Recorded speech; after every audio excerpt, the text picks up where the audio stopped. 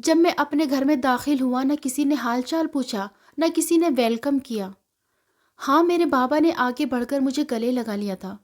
गले में हार डालकर बोले, पुत्र शादी मुबारक हो। जब से तेरे आने की तारीख पता चली है ना, मैं और तेरी माँ तेरे लिए दुल्हन ढूंढ रहे थे, लेकिन तेरे जोड़ की दुल्हन पूरे गांव में हमें नजर ही नहीं आ रही थी। और तेरे जोड़ की दुल्हन नजर भी आई तो वो तो हमारे ही घर में मौजूद थी। अरे मेरे जिगरी यार की बेटी सुमन, तू तो जानता है ना उसे कितनी प्यारी बच्ची है। बेचारी अनाथ है। बचपन से अब तक मैंने उसे सहारा दिया है। अब तो उसे हमेशा हमेशा अपने पास रखकर उसकी जिम्मेदारी से आज़ाद हो जाऊंगा। तुझे तो पता है उसके बाप ने मरने से पहले सुमन का हाथ मेरे हाथ में दिया था, और तब से सुमन मेरी ही जिम्मेदारी है। बस फिर क्या, हमने सोचा कि जैसे ही तू हवेली में कदम रखेगा तेरी शादी सुमन बेटी के साथ कर देंगे। बाबा की यह बात सुनकर तो मेरा दिमाग चलना बंद हो चुका था। मैं सोच भी नहीं सकता था कि बाबा इतना बड़ा फैसला मुझसे पूछे बगैर ले लेंगे। बाबा अपनी खुशी में भूल गए थे कि मैं आज के ज़माने का पढ़ा लिखा नौजवान हूँ। मैंने गुस्से से अपने गले से वो हार उतार कर फेंक दिया जो बाबा ने मुझे कुछ ही देर पहले मेरे गले में पहनाया था, और गुस्से से पैर पटकता हुआ मैं अपने कमरे में चला गया। हवेली में बजने वाले ढोल एकदम से बंद हो गए और अब सब तरफ खामोशी थी, जो इस बात का पता दे रही थी कि उन्हें मेरी गुनाहगारी का पता चल चुका है। थोड़ी ही देर गुजरी थी, मेरे कमरे में धीरे धीरे मेरे खानदान के बड़े लोग जमा होने लगे थे। सबसे आगे मेरी माँ थी। कहने लगी, बेटा ये तूने क्या किया है? तेरे इस व्यवहार की वजह से इस हवेली में मेरी इज्जत खराब हो जाएगी। पूरे गांव को मेरी परवरिश पर गर्व है कि मैंने इतनी अच्छी परवरिश की है तेरी। अगर तू ऐसा करेगा तो लोग क्या कहेंगे कि मैंने ये परवरिश की है तेरी। माँ ने अपनी ब्लैकमेलिंग शुरू कर दी थी, लेकिन अपने माँ बाप की हरकत पर मैं गुस्से में था। मैंने कहा, माँ ये कोई तरीका है? मैं पढ़ा लिखा नौजवान हूँ। आपने मुझसे पूछे बिना ही मेरी शादी तय कर दी और मुझे बताया तक नहीं। ये कहाँ का इंसाफ है? मैं लगभग चिल्ला रहा था। माँ कहने लगी, बेटा मैं कुछ नहीं जानती, लेकिन अगर तू अपने बाप की बात नहीं मानेगा तो वो मुझे यहाँ एक पल भी रहने नहीं देगा। इस उम्र में मैं तलाक लेकर कहाँ जाऊंगी? बेटा मेरा कुछ तो ख्याल कर, और अगर आज तूने मेरी बात नहीं मानी तो मैं तुझे कभी माफ़ नहीं करूंगी। माँ ने ये कहते हुए अपनी चादर मेरे पाँव पर रख दी। उनके आंसू मेरे जूते पर बहने लगे थे। मुझे शर्म आने लगी थी कि मैं कैसा बेटा हूँ कि सारी दुनिया के सामने अपनी माँ को शर्मिंदा कर रहा हूँ। मैंने कहा, माँ ऐसा मत करो। चलो मैं मान लूँगा तुम्हारी बात, लेकिन एक शर्त पर कि मैं इस हवेली में एक दिन भी नहीं रहूँगा। इस शादी के फ़ौरन बाद मैं यहाँ से चला जाऊँगा। मेरी इतनी सी हाँ सुनकर ही मेरी माँ खुश हो गई। कहने लगी, बेटे तूने जो सोचा है वैसा ही होगा। अभी इनकार मत कर, शादी की तैयारी चल रही है। मेहमान बाहर बैठे हैं। तूने इनकार कर दिया तो हमारी नाक कट जाएगी। बेटे फिर मैं कहाँ जाऊंगी? तेरा बाप बदनामी से मर जाएगा मगर मुंह से कुछ ना बोलेगा। तेरा बहुत बड़ा एहसान है मुझ पर जो तूने मेरा मान रख लिया। मेरी माँ ने मेरे माथे को चूमा और चली गई। शादी के लिए मैंने अपनी रजामंदी का इजहार कर दिया था। बाबा भी खुश हो रहे थे कि चलो जैसे भी सही, मैंने शादी के लिए हाँ तो कर दी। थोड़ी देर में ही शादी की रस्में शुरू हो चुकी थी और मैं शादी के बंधन में बंध चुका था। मैंने सुमन से शादी करके उसे अपनी पत्नी स्वीकार भी कर लिया था, और रस्में दुनिया निभाने को मुझे दुल्हन के कमरे में भेज दिया गया। रात के 11 बजे होंगे। मुझे ना जल्दी सोने की आदत थी और ना ही मुझे गांव की रस्में रिवाजों की समझ आती थी। मैंने देखा वो लड़की सर झुकाए मेरे बिस्तर पर बैठी मेरा इंतजार कर रही थी। उसकी ये अदाएं देखकर मुझे गुस्सा आ रहा था। मेरे ख्यालों में तो नायरा का चेहरा और उसकी आवाज़ ही बसी हुई थी। मैं उसे किसी भी पल भूल नहीं सकता था। वो शहर में रहते हुए भी मेरी रग रग में उतर चुकी थी। मैं और नायरा साथ पढ़ते थे और शादी करने का इरादा भी रखते थे। जैसे ही पढ़ाई पूरी हुई थी, मैं नायरा को लेकर अपने बंगले में शिफ्ट हो गया था और जल्दी ही शादी भी करना चाहता था। मगर मैं क्या जानता था कि गांव की हवेली में कदम रखते ही मैं इस ज़बरदस्ती के रिश्ते में बंध जाऊंगा। खैर, मैंने किसी से कुछ कुछ नहीं कहा। मैं जानता था कि मैं आज़ाद हूँ और अपना फ़ैसला खुद कर सकता हूँ, और किसी पर तो मेरा रौब नहीं चल सकता था। लेकिन यह लड़की जिसकी वजह से मैं इस मुसीबत में फंसा था, इसे तो सज़ा मैं ज़रूर दूंगा। मैंने सोचा कि इसे ऐसी तकलीफ दूंगा कि ज़िंदगी भर याद रखेगी। मैं उसके करीब गया। मैंने कहा, उठो यहाँ से, नाटक करने की ज़रूरत नहीं। कपड़े बदलो और वहाँ नीचे अपना बिस्तर लगाकर सो जाओ। खबरदार, जो तुमने कभी मेरे पास आने की भी कोशिश की, मैंने तुम्हें अपनी पत्नी के रूप में स्वीकार नहीं किया है, और ना ही कभी मुझसे ऐसी उम्मीद रखना। मैं किसी और से मोहब्बत करता हूँ और उसी से शादी करके रहूँगा। तुम्हारी मेरी ज़िंदगी में कोई अहमियत नहीं है, और कभी मेरे मामलों में दखल अंदाजी करने की भी कोशिश मत करना। मैंने बहुत ही गुस्से और नफरत से उस लड़की से ये बात कही थी। उसने मेरी बात पर किसी भी तरह का कोई रिएक्ट नहीं किया था और चुपचाप उठकर खामोशी से सोफे पर बैठ गई थी। फिर थोड़ी देर बाद उसने अपना बिस्तर लगाया और आराम से सो गई। मुझे उसका आराम से सोना भी बुरा लग रहा था। मैं चाहता था मैं उससे ज़्यादा तकलीफ दूँ। वो रोए, गिड़गिड़ाए, मेरी विनती करे, तब मेरे तड़पते दिल को सुकून आता कि मुझसे शादी करने की क्या सज़ा मिलती है। लेकिन वो तो बड़े ही आराम से सो गई थी। वो सो गई थी और मेरी आंखों में नींद कोसों दूर थी। मैं उसे सज़ा देना चाहता था, लेकिन इतने आराम से सोकर उसने मुझे ही सज़ा दे दी। जैसे तैसे मुझे नींद आई थी। सुबह जब मेरी आंख खुली तो सारा कमरा साफ था। उसकी चूड़ियाँ, कंगन वगैरह उसने बड़े सलीके से रख दिए थे। अपने कपड़े बदलकर एकदम तैयार होकर वो मेरे पास ही बैठी हुई थी, जबकि उसने अपना बिस्तर भी समेट कर रख दिया था, जैसे किसी के कमरे में आ जाने का डर हो और कोई ये न जान पाए कि हमारे बीच क्या चल रहा है। वो बिल्कुल मेरे करीब होकर बैठी थी, ऐसे जैसे कोई नई नवेली दुल्हन अपने नए नवेले दूल्हे के पास शर्माई सी बैठी होती है। मैंने उसकी सूरत देखी तो मैं हैरान रह गया था। काफ़ी खूबसूरत लड़की थी। मैंने इससे पहले उसे कभी भी नहीं देखा था। शादी के समय भी मैंने उसे नज़र भरकर नहीं देखा था, क्योंकि उस वक्त मैं बहुत गुस्से में था। मगर एक पल के लिए उसे देखकर अब मैं उसके हुस्न में खोकर रह गया था, लेकिन जल्दी ही दोबारा अपने हवासों में लौट आया था और गुस्से से कहा, तुम क्या समझती हो? तुम अपनी इन अदाओं और अपनी खूबसूरती से मुझे अपना बना लोगी? ऐसा सोचना भी मत। मेरे दिल में सिर्फ और सिर्फ नायरा है। मैं उसे कभी नहीं भूल सकता। तुम जो मर्जी कर लो, उस जैसी नहीं हो सकती। मैं उसके दिल पर वार करते हुए बड़े ही गुस्से से बोला था। मेरी बात सुनकर उसकी आंखों में हल्की सी नमी उतर आई थी और जो मेरे दिल को सुकून पहुंचा गई थी। रात को उसने मुझे भी बेसुकून करके अपनी नींद बड़ी ही सुकून से पूरी की थी। लेकिन अब उसकी आंखों में नमी देखकर मेरे बेकरार दिल को थोड़ा सा सुकून मिला था।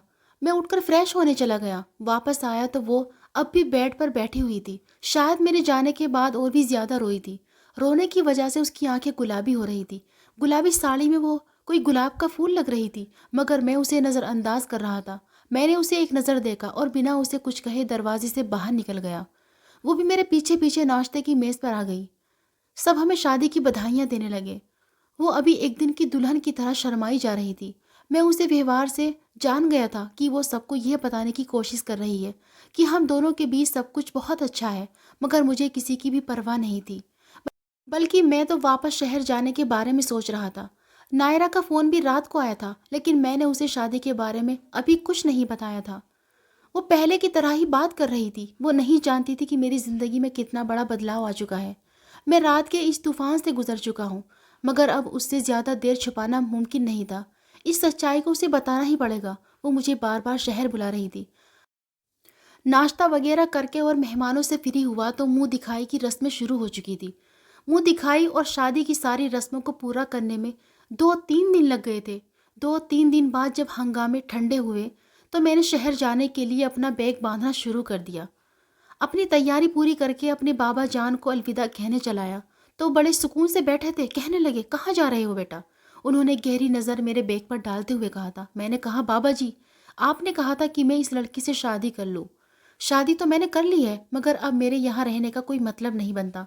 मुझे शहर में बहुत सारे काम निपटाने हैं और मुझे जाना होगा, वरना मेरे लिए मुश्किल हो जाएगी।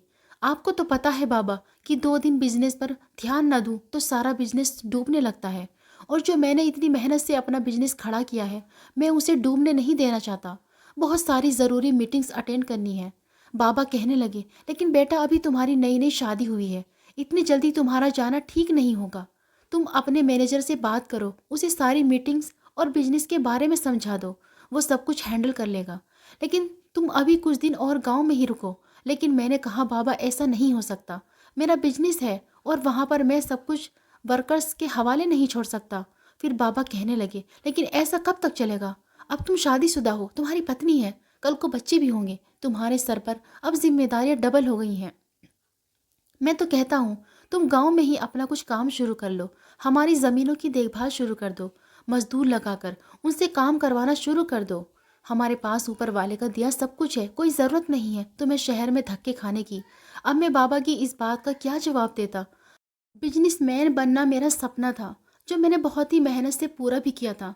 लेकिन बाबा कभी इस बात पर राज़ी न थे कि मैं शहर जाकर काम करूं और अपना बिजनेस स्टार्ट करूं। लेकिन मेरी ज़िद को देखते हुए बाबा को मानना पड़ा था, और आज मेरी गिनती शहर के बड़े बड़े बिजनेसमैनों में की जाती है। बाबा अब भी अपनी ज़िद पर अड़े हुए थे कि कोई ज़रूरत नहीं है शहर जाने की। मैंने कहा, नहीं बाबा, शहर की तो बात ही कुछ और है, और वहाँ मेरा बिजनेस जम गया है और वहाँ इस काम में मेरा दिल भी लगता है। जब बाबा को लगा कि मैं अपनी जिद से पीछे हटने को तैयार नहीं, तो बाबा कहने लगे, फिर ऐसा करो, सुमन को भी अपने साथ लेकर जाओ। लेकिन आज नहीं, कुछ दिनों बाद मैं खुद ही सुमन बेटी को तुम्हारे शहर वाले बंगले पर छोड़ ले जाऊंगा और देखूंगा तुम्हारा व्यवहार उसके साथ कैसा है। कुछ दिन मैं तुम्हारे साथ रहूंगा और जब मेरे दिल को सुकून हो जाएगा तभी मैं वापस अपने गांव लौट कर आऊंगा। बाबा ने जो बात कही तो मेरा दिल बुझ सा गया था, क्योंकि मेरे बंगले पर तो नायरा भी होती थी और अपने बाबा के सामने शहर जाता और नायरा को बंगले से निकलने का कहता तो वो बुरी बात थी और वो उसकी वजह ज़रूर पूछती। और जब मैं सुमन को लेकर वहाँ रहने लगता तो नायरा तो मुझे छोड़कर चली जाती और मैं नायरा को छोड़ना नहीं चाहता था। बाबा की बात पर मैं लाजवाब सा हो गया था। अब चाहकर भी मैं शहर नहीं जा सकता था। मगर अगले ही दिन बाबा को कोई काम पड़ गया। वो किसी काम से दूसरे शहर चले गए। मुझे मौका मिल गया था। मेरे दिल में मैंने सोचा आज तो सुमन मैडम का काम तमाम करके ही रहूँगा। मैंने उससे कभी मोहब्बत से बात नहीं की थी, मगर मैं जानता था कि मैं उसे ज़रा सी मोहब्बत जताऊँगा तो वो मोम की तरह पिघल जाएगी। और फिर मैंने ऐसा ही किया। वो सजी सवरी किसी फूल की कली की तरह तैयार बैठी थी। मैंने उसे अपने पास बुलाया, मोहब्बत और चाहत के कुछ शब्द कहे और फिर उसे दूध लाने को कहा। मेरे इस नर्म व्यवहार पर वो भी एकदम से खुश हो गई थी। वो खुशी खुशी किचन में दूध लेने के लिए चली गई। थोड़ी ही देर में गरम गरम दूध गिलास में लेकर आई। मैंने कहा, हमारी ज़िंदगी की नई शुरुआत हो रही है। मैं चाहता हूँ हम एक दूसरे के हाथ से दूध पिए। सुमन की आंखें मेरी बात पर चमकने लगी थी। यकीनन वो यही समझ रही थी कि मैं सब कुछ स्वीकार करने का फैसला कर चुका हूँ और अपनी पूरी ज़िंदगी उसी के साथ बिताने के बारे में सोच लिया है। मगर वो नहीं जानती थी कि मैंने उसके गिलास में कौन सी दवा मिला रखी है। सुमन ने अपने चेहरे पर दुपट्टा रख लिया। कहने लगी, आप अपना चेहरा उधर कर लें, मैं आपके सामने नहीं पी सकती, मुझे शर्म आ रही है। सुमन की गंवारों जैसी बात सुनकर मैं दिल ही दिल में उसके जाहिलपन पर हंस पड़ा था। वो गांव की लड़की थी और गांव जैसी ही बातें करती थी। मैंने अपने दिल में सोचा, आखिर बार शर्मा लो, उसके बाद तुम किसी को नज़र नहीं आओगी। मैं दिल ही दिल में ये सारी बातें सोच रहा था। उसने दूसरी तरफ मुंह फेर लिया। थोड़ी देर बाद सुमन ने अपना हाथ मेरे सामने किया।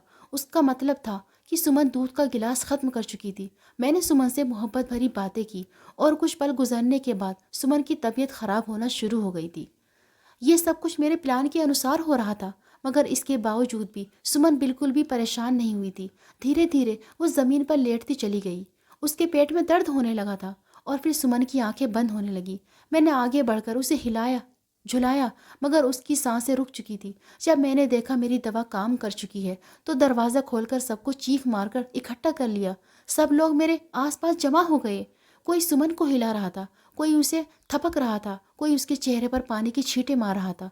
मैंने सबको पीछे कर दिया। मैंने कहा, हटो इससे पीछे, इसकी मौत हो चुकी है और इससे हाथ लगाने की ज़रूरत नहीं है। इससे बहुत ही ख़तरनाक बीमारी हो गई थी जिसकी वजह से इसकी जान चली गई है। तुम लोगों में से कोई भी इसे हाथ लगाएगा तो अपनी मौत को खुद बुलाएगा। मैंने सबको डराया था। सब लोग मेरी बात का विश्वास भी करने लगे थे, क्योंकि मैं शहर का एक पढ़ा लिखा आदमी था और वह सारे गांव के गंवार लोग थे।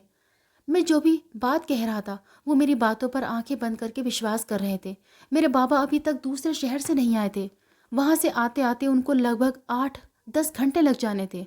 तब तक मैंने लोगों से कह दिया कि अगर सुमन की लाश को और ज़्यादा यहाँ रखा गया तो हो सकता है कि सुमन की बीमारी पूरी हवेली में फैल जाए। इस अचानक आफत पर मेरी माँ भी बौखला गई थी। उन्हें भी विश्वास नहीं आ रहा था कि सुमन मर चुकी है। वो सुमन के करीब बढ़ने लगी, लेकिन मैंने माँ को रोक दिया कि माँ, आप सुमन को हाथ मत लगाइए। हम इस गांव के दाता हैं, हमारी वजह से ही गांव पर मुसीबत आई है और ये मैं सह नहीं सकता। अगर सुमन की ये बीमारी किसी एक भी आदमी को हो गई तो पूरी हवेली में फैल जाएगी और फिर हवेली से गांव में भी फैल सकती है। इसलिए बेहतर है हम लोग जल्द से जल्द सुमन का अंतिम संस्कार कर दें, ताकि बाद में कोई परेशानी ना आए, हमारा गाँव कहीं संकट में ना जाए। मेरी बात पर सबने मेरी हाँ में हाँ मिलाई और फिर सारे नौकर चाकर मिलकर सुमन के अंतिम संस्कार की तैयारी में लग गए। मेरे दिल में कोई भी शर्मिंदगी या अफसोस नहीं था। मैं तो बस नायरा के सपने देख रहा था। जानता था कि मैं शहर जाऊंगा तो वो मेरा ही इंतज़ार कर रही होगी। लोगों के सामने मैं मजलूम बनने का नाटक कर रहा था। कभी उदास होता, कभी सुमन के पास बेबस सा होकर बैठ जाता। औरतें मुझे देखकर हमदर्दी कर रही थी कि 2 दिन की दुल्हन उसके साथ न रह सकी, उसकी ज़िंदगी ने वफा न की। मगर मैं दिल ही दिल में सुकून से था कि सुमन की मौत के बाद मेरी ज़िंदगी बहुत आसान हो जाएगी। बाबा ने उसे मेरे ऊपर ज़बरदस्ती थोप दिया था, मगर मैंने अपनी चालाकी से उससे जान छुड़ा ली थी और उस गंवार से जान छुड़ाने में कामयाब भी हो गया था। थोड़ी देर बाद ही सुमन का अंतिम संस्कार हो गया। पूरी हवेली में जैसे कोहराम समझ गया था। बाबा के आने से पहले ही मेरे कहने के अनुसार सुमन का अंतिम संस्कार भी कर दिया गया। मैं दिल ही दिल में बहुत खुश हो रहा था और बाकी सब मेहमानों से फ्री होने के बाद मैं अपनी माँ के पास आकर बैठ गया। मेरी माँ ने भी रो रो कर आंखें सुजा ली थी, जबकि मेरी बहन तो सुमन की बहुत ही पक्की सहेली थी और उसे याद कर करके रोए जा रही थी। उन सब में अगर कोई खुश था तो वो था मैं। थोड़ी देर के बाद मैं अपने कमरे में आ गया। कमरे को कुंडी लगाई और सुकून की सांस ली कि ऊपर वाला तेरा लाख लाख धन्यवाद कि उस गंवार चुड़ैल से मेरी जान छूटी। अब मैं जाकर नायरा से शादी करूंगा और उसे बताऊंगा कि मैंने उसके लिए कितनी बड़ी कुर्बानी दी है। अपने हाथों से अपनी पत्नी को ऐसी दवा दे दी कि वो अपनी जिंदगी से हाथ धो बैठी है और खुद अपने हाथों से उसका अंतिम संस्कार किया है। मैं एक शैतानी हंसी हंसने लगा कि तभी हंसते हंसते मेरी नज़र अपने बेड पर गई थी। ये देखकर तो मेरे पाँव तले से ज़मीन निकल गई थी, क्योंकि वहाँ कोई और नहीं बल्कि सफ़ेद कपड़े पहने सुमन बैठी हुई थी। दिल में सोचने लगा, कहीं सुमन की आत्मा मुझसे बदला लेने तो नहीं आ गई। मैं जल्दी से दरवाज़ा खोलकर भागने ही वाला था कि सुमन ने मुझे आवाज़ दी। कहने लगी, बहुत खुश हो ना मुझे मारकर? चिंता मत करो, मैं सुमन ही हूँ, उसकी आत्मा नहीं। सुमन ने यह कहकर मेरे सर पर बम फोड़ दिया था। मैंने कहा, सुमन तुम जिंदा हो? मैंने हैरत से पूछा था। कहने लगी, हाँ, क्यों अफसोस हो रहा है तुम्हें कि मैं जिंदा हूँ? सुमन ने बहुत ही लापरवाह अंदाज से पूछा था। लेकिन तुमने ये सब कैसे किया? मैंने हैरत से पूछा था। कैसे किया यह मत पूछो, ये पूछो कि क्यों किया। तुमने हमेशा मुझे धुतकारा, मेरे हुलिये का मजाक उड़ाया। तुम्हें अपनी पढ़ाई पर बड़ा घमंड था ना, मगर तुम ये जानते हो कि तुम ये जो डिग्री पर गर्व कर रहे हो, मैं भी तुम्हारे ही कॉलेज की जूनियर टॉपर रही हूँ। मगर मैंने कभी अपनी पढ़ाई पर गुरूर नहीं किया। मैंने हमेशा ऊपर वाले का धन्यवाद किया और अपनी पढ़ाई पूरी करके मैं गाँव के ही गरीब बच्चों को पढ़ाकर उन्हें शिक्षा दे रही। गांव के मासूम और गरीब बच्चे जिनके माँ बाप गरीबी के कारण उन्हें पढ़ा नहीं सकते थे, तो मैं उनकी पढ़ाई का सपना पूरा कर रही थी। लेकिन तुम मुझे जाहिल और गंवार समझकर इग्नोर करते रहे और अपनी मोहब्बत के पीछे भागते रहे। तो तुम्हें शायद नहीं पता होगा, मगर तुम्हारे और नायरा के बारे में मैं सब कुछ जानती थी। लेकिन तुम में और मुझ में बहुत अंतर है। तुम अपनी झूठी ईगो को सुकून देने के लिए क्या से क्या बन गए हो, जबकि मैं अपनी जड़ों से जुड़ी रहूंगी। कभी उनसे बगावत नहीं करूंगी, कभी अपने गांव वालों को धोखा नहीं दूंगी। ये गांव मेरा है, यहाँ के लोग मेरे अपने हैं। मैं इनके लिए कुछ करना चाहती हूँ। जब तुमने मुझे दूध दिया था, मुझे उसी समय शक हो गया था कि तुम कभी मुझसे हंसकर बात तक नहीं करते थे। आज इतनी प्यार भरी बातें क्यों कर रहे हो? आखिर ये सब क्या था? मैं समझ गई थी। मैं अनपढ़ नहीं हूँ, लेकिन तुमने मुझे चाहे जो समझा, मैं अपने कॉलेज की टॉपर थी। तुम्हें क्या लगा कि मैं तुम्हारी इन हरकतों को समझ नहीं पाऊंगी? मैं सब जानती थी। मैं जानती थी तुम मुझे मारने की कोशिश ज़रूर करोगे। तुम यहाँ से जाओगे और शहर जाकर नायरा से शादी करोगे। लेकिन पहले मैंने तुम्हें कुछ भी नहीं कहा था। मुझे लगा शायद तुम्हें अपनी गलती का एहसास हो जाएगा, तुम्हें शर्म आ जाएगी। मगर तुम जैसे लोगों को शर्म नहीं आती, वो अपनी गलतियों पर कभी शर्मिंदा नहीं होते। हाँ, मगर मैंने अपना मामला अपने ऊपर वाले पर छोड़ दिया है। सुमन ने मेरी तरफ देखकर कहा था, आज मैं तुम्हें अपने हक से आज़ाद करती हूँ। तुम्हें मेरे लिए परेशान होने की ज़रूरत नहीं। वैसे भी हवेली की नज़र में मैं मर चुकी हूँ। मुझे कोई नहीं जानता। सब लोगों को यही लगता है कि सुमन मर चुकी है, लेकिन मैं किसी न किसी तरह वहाँ से बच निकली, क्योंकि मैंने एक नौकरानी को अपने साथ अपने काम में मिला लिया था। वरना तुमने तो मुझे मारने में कोई कसर नहीं छोड़ी थी। और फिर आज तुम ये कैसे कह सकते हो कि तुम कल भी मेरी जान लेने की कोशिश नहीं करोगे? मुझे तुमसे कोई गिला नहीं है। तुम जैसे थे वैसे ही रहो। मैं तुम्हारी ज़िंदगी से खामोशी से चली जाऊंगी। बस दुआ करूंगी ऊपर वाला तुम्हें माफ़ कर दे और तुम्हें अच्छी राह पर ले आए कि तुम दूसरों के जज्बातों को समझ सको। ये कहकर सुमन रुकी नहीं थी। उसने खुद को एक चादर में लपेटा और पीछे दरवाजे से हवेली से बाहर निकल गई थी। मैं उसे देखता रह गया था। मैं तो सोच भी नहीं सकता था वो इस कदर पढ़ी लिखी और समझदार लड़की होगी। मुझे अब पछतावा होने लगा कि मैंने ये क्या कर दिया। अगर सुमन किसी को मेरी हरकत बता देती तो फिर क्या होता, लेकिन मैं जानता था वो ऐसा नहीं करेगी। और फिर ऐसा ही हुआ। अगले दिन वो मुझे वहाँ कभी भी नजर नहीं आई थी। पूरे माहौल में अब तक उदासी घुली हुई थी। सब लोग मुझे हमदर्दी दिखा रहे थे। अगले दिन मैंने किसी से कुछ ना कहा। बाबा भी आ गए थे और सुमन की मौत पर बहुत ज़्यादा अफसोस और दुख जता रहे थे। मैं जानता था मुझे अब शहर जाने से बाबा नहीं रोकेंगे, क्योंकि मेरा दिल तो पहले ही उदास था। वो मेरी खुशी में रुकावट नहीं डालेंगे।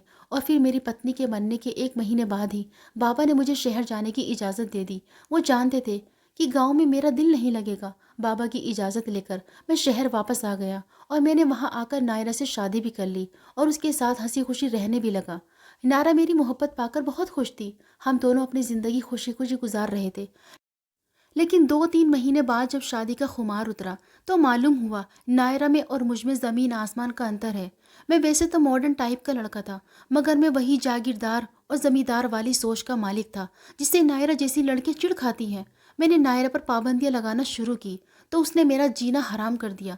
वो कपड़े भी ऐसे ऐसे पहनती कि मैं ही शर्म से पानी पानी हो जाता, लेकिन उसे कुछ भी असर नहीं पड़ता था। मैं उसे कुछ कहकर भी नहीं पाता था और वो भी मेरी मजबूरी का भरपूर फ़ायदा उठाती थी।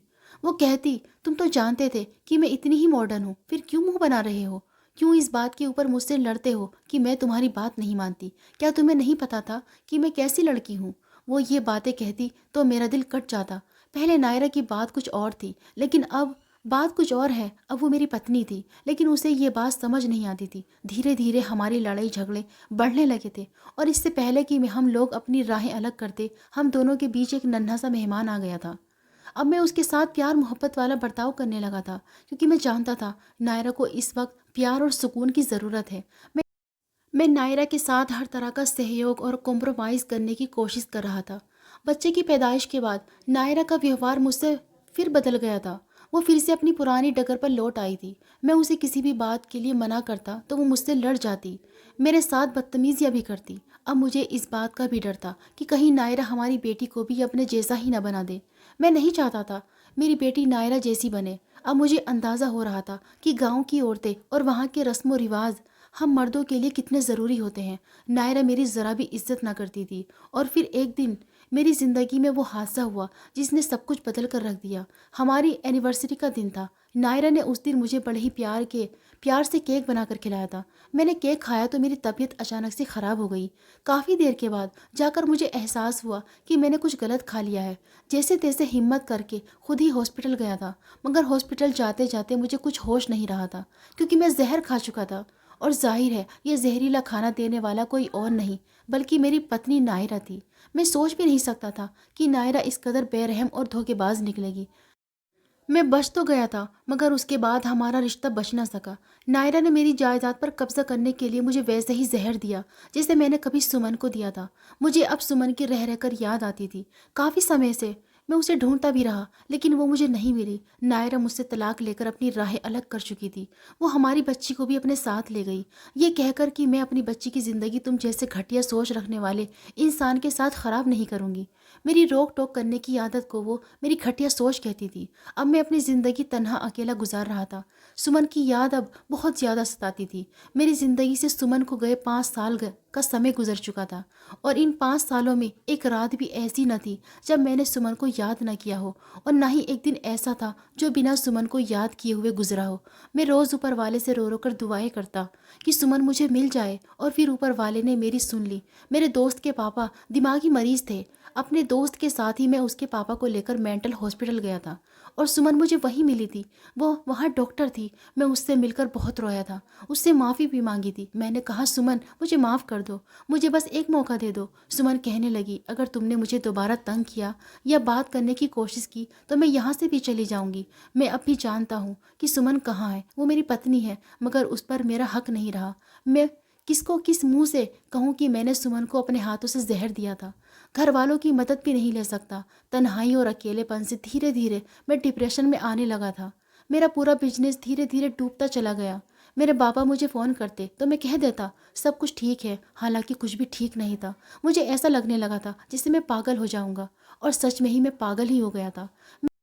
मैं रातों को उठकर चीखने लगता था, कभी बर्तन फेंकने लगता। मेरे सर में दर्द की तेज़ लहरें उठने लगती थी। जब मैं ऑफिस नहीं गया तो मेरा एक दोस्त मुझसे मिलने चला आया। मेरी हालत देखकर वो हैरान रह गया था। मेरी हालत को देखते हुए वो मुझे मेंटल हॉस्पिटल ले गया, और वो मेंटल हॉस्पिटल कोई और नहीं बल्कि वही था जहाँ सुमन डॉक्टर थी। मेरा इलाज शुरू हो चुका था। मेरी हालत को देखकर सुमन भी पिघल गई थी। मैंने उसके हाथ थाम लिए। मैंने कहा, सुमन मुझे माफ़ कर दो। मुझे इस बात का एहसास है कि मैं तुम्हारे बिना नहीं रह सकता। तुम्हें छोड़कर मैंने गलती की थी, और शायद इसी बात की सज़ा ऊपर वाले ने मुझे दे दी है। लेकिन प्लीज़ अब मेरी ज़िंदगी में वापस लौट आओ। सुमन दिल की बहुत ही अच्छी लड़की थी। उसने मुझे माफ़ कर दिया। मैं सुमन को लेकर गाँव चला आया, और मैंने सारी सच्चाई अपने घर वालों को बता दी। मेरी बात सुनकर मेरे बाबा ने एक ज़ोरदार थप्पड़ मेरे मुंह पर मारा था, और उस थप्पड़ का मुझे कोई अफ़सोस नहीं था, क्योंकि मेरी सज़ा तो बहुत बड़ी होनी चाहिए थी। गाँव वाले भी मेरी हरकत से नाराज़ थे। मैंने और सुमन ने मिलकर गाँव में रहने का ही फ़ैसला किया। मैंने गाँव में एक अस्पताल बनवाया, एक स्कूल भी बनवाया, जिसे मैं और सुमन दोनों मिलकर चलाते हैं। गाँव के गरीबों को मुफ़्त इलाज देते हैं, गरीब बच्चों को मुफ़्त में शिक्षा भी देते हैं। धीरे-धीरे गाँव के लोगों के दिल भी मेरी तरफ से साफ़ हो गए थे, और सुमन जैसी पत्नी पाकर तो मैं धन्य हो गया था। ऊपर वाले ने मेरी किस्मत में एक नायाब हीरा लिखा था, जिसे मैं अपनी गलती से खो चुका था, लेकिन ऊपर वाले ने मुझे एक मौका और दिया था, और मैं इस मौके को गँवाना नहीं चाहता था। आज मैं अपनी पत्नी की दिलो-जान से इज़्ज़त करता हूँ और उससे प्यार भी बहुत करता हूँ। अगर आपको हमारी आज की कहानी पसंद आई है, तो इसे लाइक करें और अपने दोस्तों के साथ शेयर करें, और हाँ, चैनल पर नए हैं तो प्लीज़ चैनल को ज़रूर सब्सक्राइब करें।